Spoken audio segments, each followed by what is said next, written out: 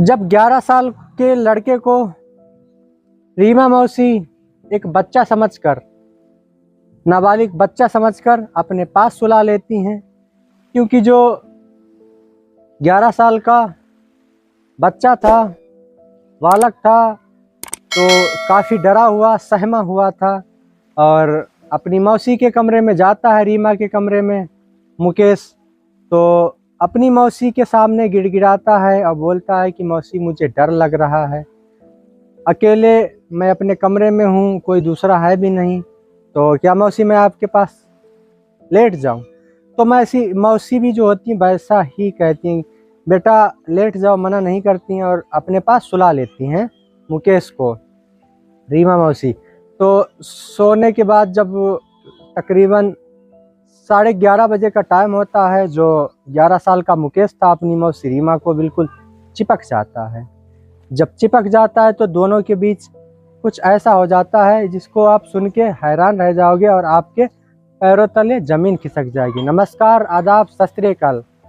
Story के नए episode में आप सभी का बहुत बहुत स्वागत है। आज की जो सच्ची घटना मैं आपको सुनाने जा रहा हूँ, ये सच्ची घटना है कर्नाटक की, जहाँ पर एक मुकेश नाम का 11 साल का लड़का रहा करता था और वो 10वीं की पढ़ाई जो थी कर रहा था। और 10वीं की पढ़ाई जब करता होता है उसके एग्ज़ाम होते हैं। और आप यहाँ पर ये सोचोगे क्योंकि 10वीं का जो छात्र 11 साल का नहीं हो सकता। एक्चुअली मैं बताना चाहूँगा, इसका जो नाम था 3 साल से ही, लगभग 2-3 साल से ही एडमिशन हुआ होगा, तब जाके ये 11 या की उम्र में हाई स्कूल के एग्ज़ाम दे रहा था, या क्लास इसको आगे बढ़वाया गया था, तो ये रीज़न है। तो एग्ज़ाम दे के अपनी जो मौसी होती हैं उनके घर पे चला जाता है।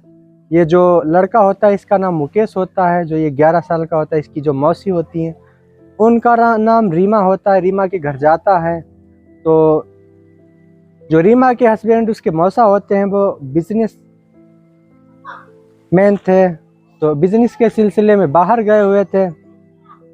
अब रीमा मौसी और मुकेश दोनों अकेले थे घर पे, तो दोनों आपस में बातचीत किया करते थे, एक दूसरे से हंसी मजाक भी किया करते थे और फुल एंजॉय किया करते थे, क्योंकि पढ़ाई जो थी वो तो एग्ज़ाम हो ही चुके थे हाई स्कूल के।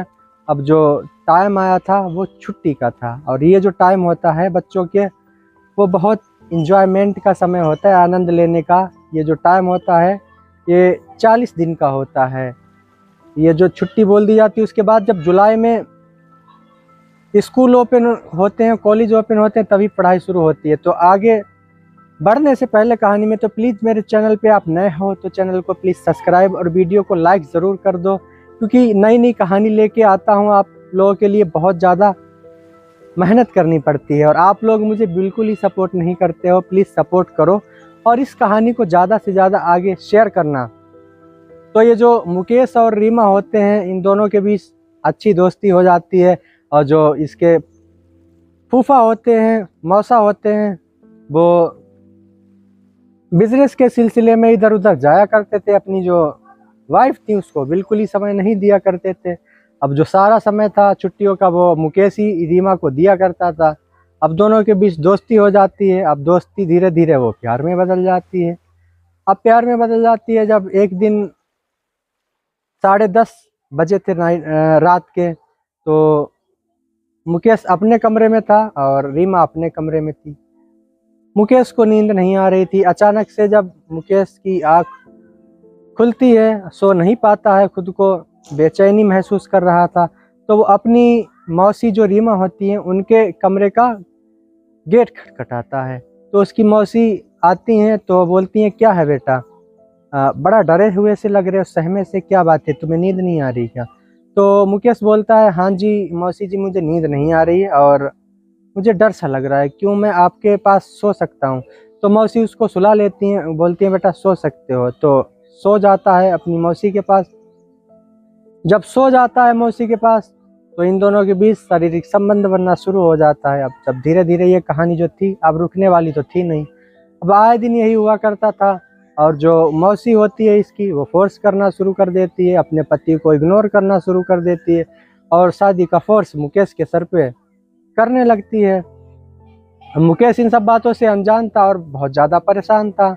अब छुट्टियां भी पूरी होने वाली थी, घर भी जाना था, और इधर मौसी जो थी वो पीछे पड़ी हुई थी शादी का फोर्स करने के लिए। तो एक दिन सोच रहा था मुकेश, सोचता है कि क्यों ना अपने रास्ते से मौसी को ही हटा दूं। तो ऐसा ही होता है। अपने प्लान के मुताबिक एक दिन रात के 11 बजे हर रोज़ की तरह मौसी के कमरे में जाता है, संबंध बनाता है, मौसी के हाथ पैर को बांध देता है रस्सी से। बांधने के बाद संबंध बनाता है और गला घोट घोट के अपनी मौसी को ही मार देता है। मारने के बाद उनके कमरे से बाहर ताला लगा देता है उस कमरे में और फरार हो जाता है।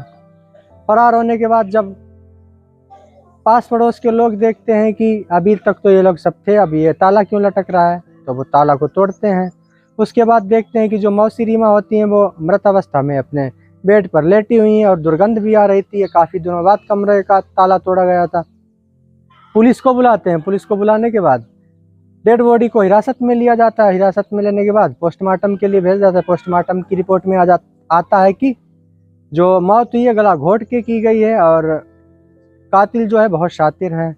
इंक्वायरी करने के बाद जो मुकेश होता है पकड़ ही लिया जाता है। मुकेश को जेल भेज दिया जाता है, सज़ा सुना दी जाती है। और क्या दोस्तों, इन दोनों ने जो किया बहुत अच्छा किया या गलत किया, आप अपनी राय को कमेंट में ज़रूर बताइएगा। स्टोरी अच्छी लगी हो तो चैनल को सब्सक्राइब और वीडियो को लाइक ज़रूर कर देना। और स्टोरी को सुनाने का उद्देश्य किसी को परेशान करना नहीं है, किसी की भावनाओं को आहत पहुंचाना नहीं है। उद्देश्य बस इतना ही है, आप लोग जागरूक रहिएगा और जो हमारे समाज में क्राइम घट रहे हैं उनको ख़त्म किया जा सके। आज की कहानी यहीं पे ख़त्म करते हैं, मिलते हैं एक नई कहानी में। जब तक के लिए जय हिंद, वंदे मातरम।